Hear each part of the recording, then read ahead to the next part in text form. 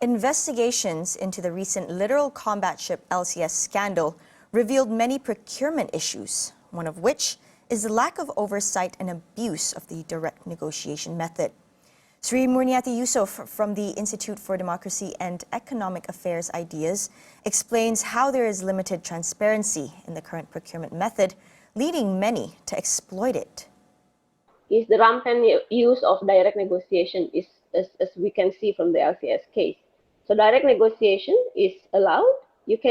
Government can use direct negotiation in certain circumstances.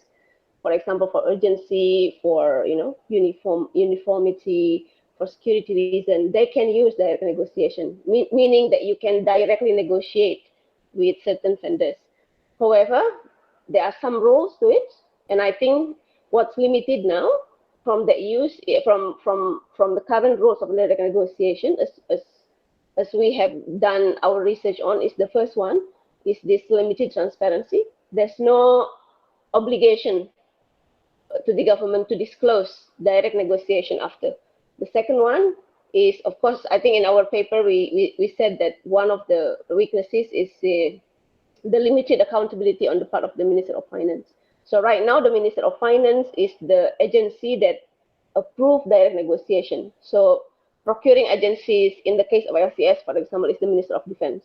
So before they went into direct negotiation, they will submit requests to the Minister of Finance. Minister of Finance will approve.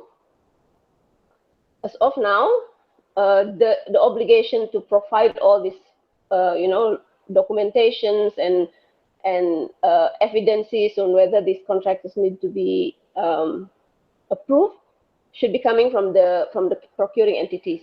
However, the Minister of Finance doesn't have that kind of obligation. Say if they want to change their own decision.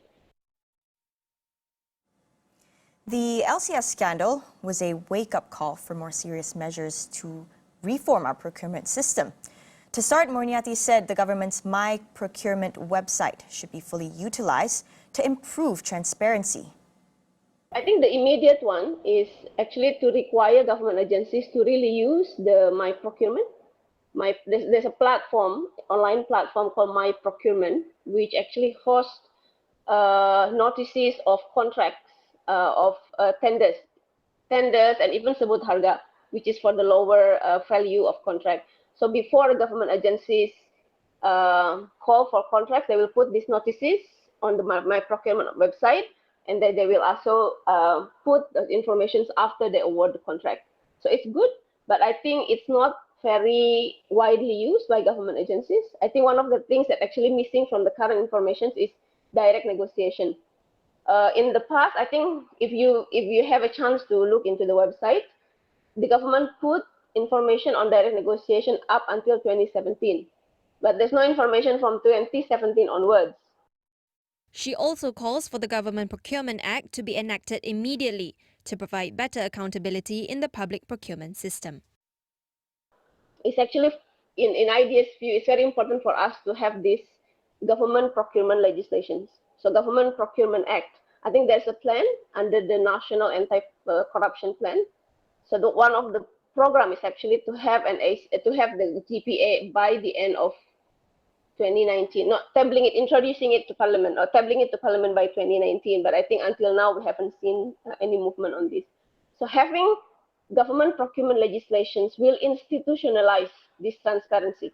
We have now, but having a stronger legislation will help institutionalizing transparency in government procurement.